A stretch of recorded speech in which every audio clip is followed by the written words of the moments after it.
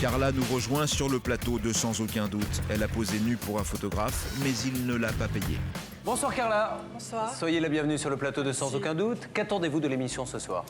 Bien, je suis modèle photo. J'ai fait une séance photo à Rennes pendant 3 jours où je n'ai pas été payée. C'était des chèques en bois, en fait. Et aujourd'hui, Ils se aucune sont nouvelle. avisés. Donc, j'espère de votre émission que je pourrai retrouver au moins cet argent. Combien vous doit-il? 1 300 €. C'est Alors- pas vraiment une question d'argent. Bon, quand même. C'est une question d'argent et aussi de principe, je trouve. Parce que tout travail mérite salaire et je pense que... Bien sûr. Remettons les choses dans le contexte. Tout a commencé par une annonce. Bonjour, compliment pour votre beauté troublante et envoûtante, une lettre. J'ai une société de production multimédia. Je possède un grand studio professionnel unique dans l'Ouest et recherche de jeunes et jolies grandes jeunes femmes, joueuses et libérées pour collaborer dans une ambiance ludique. C'est comme ça que vous avez été contacté. Tout à fait. Donc, vous vous rendez sur place pour la séance photo. Vous convenez d'un tarif avec ce monsieur? Oui, de 300 € par jour. Il trouve ça un petit peu cher, mais il vous flatte. Tout compte Ce fait, n'est pas il mes a- tarifs, mais vu votre Il a beauté. accepté. Bien. Les photos, la séance photo a lieu, ça se passe bien? Pendant les 3 jours, ça s'est très bien passé. J'ai été très bien accueillie, sans aucun problème. Alors, on va juste préciser pour nos téléspectateurs, parce que c'est important, pourquoi? Parce qu'il joue là-dessus, lui, aujourd'hui, que ce sont des photos donc érotiques et même un peu plus qu'érotiques. Oui. Vous l'assumez complètement. Tout à fait. Mais il se dit, elle ne va jamais venir se plaindre parce que ça lui ferait, ça nous obligerait devant un tribunal ou quoi que ce soit à sortir ses photos et ça risque de la gêner. Alors, voici quelques-unes des photos qui ont été prises, je suppose, à cette occasion. Ce sont des photos de charme et c'était à peu près ce style de photo que vous avez fait avec ce monsieur. C'est ça. Bien. Aujourd'hui, ce monsieur, quand vous l'appelez en lui disant pourquoi vous ne payez pas, qu'est-ce qu'il vous répond? Qu'il a eu des problèmes de trésorerie et qu'il ne peut pas me payer, tout simplement.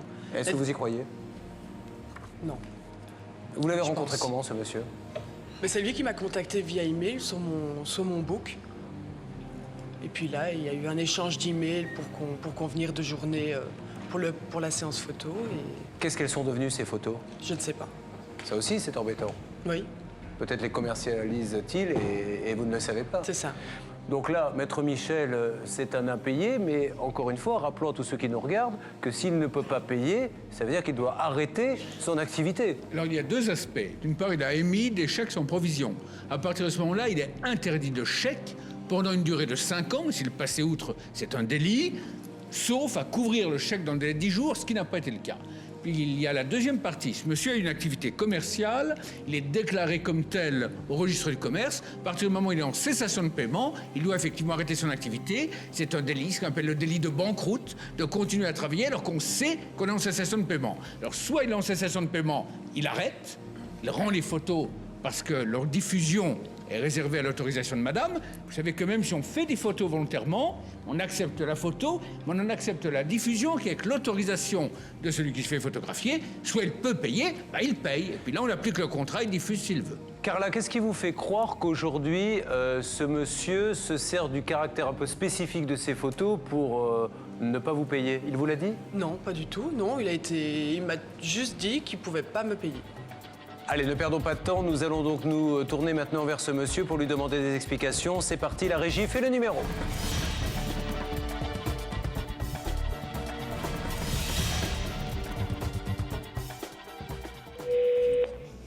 Oui, bonjour. Bonjour, pardonnez-moi de vous déranger. Je suis Julien Courbet de l'émission Sans aucun doute sur TF1. Oui. Dans le cadre de la préparation et de l'émission Sans aucun doute, je suis aux côtés de Carla, que vous connaissez, avec qui vous avez fait une séance photo. Voilà. Absolument. Et qui m'indique qu'elle a quelques petits embarras dans sa comptabilité, car il y a des chèques qui lui ont été faits qui n'auraient pas été honorés. Tout à fait. Alors, écoutez, elle est à côté de moi, donc voilà, elle voulait peut-être avoir une explication avec vous. Allez-y, Carla. Bonjour. Bonjour Carla. Ben voilà, j'aimerais bien revenir aux nouvelles par rapport au chèque et savoir ce qu'il en est de tout ça. Comme je vous le disais la dernière fois, Carla, on a toujours des graves problèmes de trésorerie et j'arrive pas à reprendre le dessus malheureusement, quoi. Donc il est vrai que de toute façon je suis pas là pour vous spolier bien évidemment, mais je ne peux pas à présent vous donner quoi que ce soit parce que la trésorerie me permet pas tout simplement. Est-ce que je peux savoir où sont passées mes photos? Les photos sont toujours... Et on n'a pas du tout exploité les photos pour le moment, dans la mesure où ça n'a pas été payé. Les photos ne sont pas exploitées. Monsieur, j'ai une question à vous poser. Quand vous avez fait les chèques, Vous ne vous doutiez pas qu'il reviendrait impayé?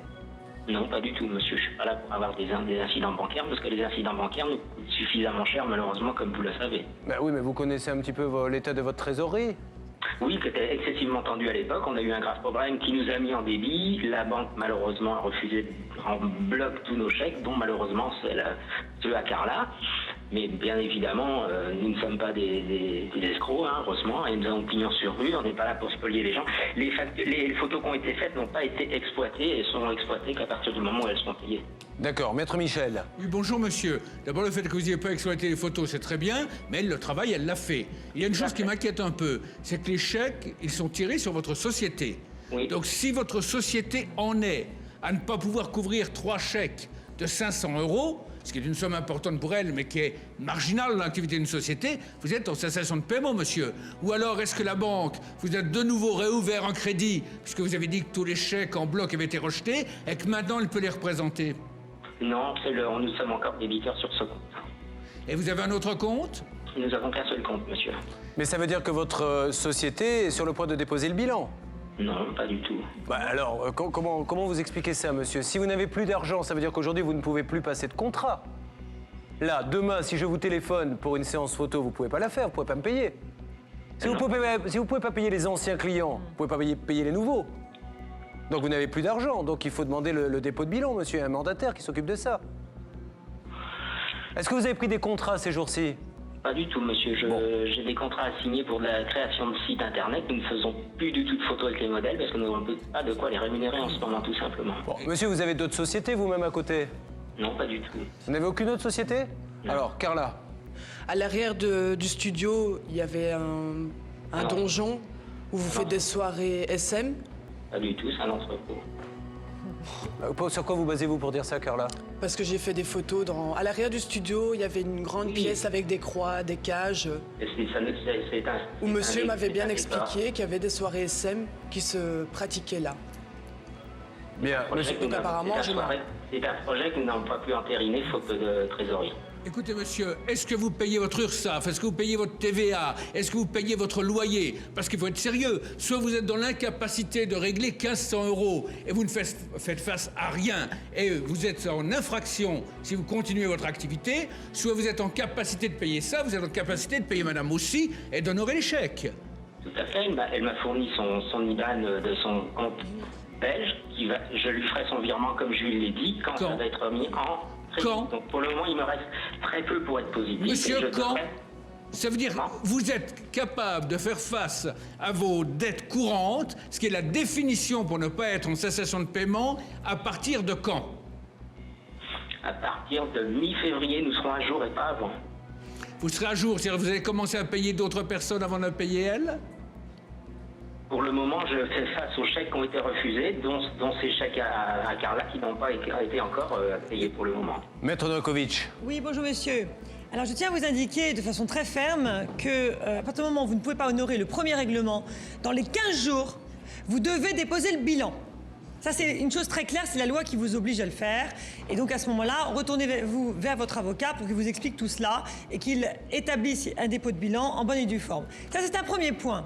Mais ce qui m'inquiète dans cette affaire, si vous voulez, c'est que j'ai pas mal de faisceaux d'indices dans ce dossier, à savoir les mensonges qui figurent dans les emails, la remise de chèques sans provision, la non-restitution des photographies, votre silence.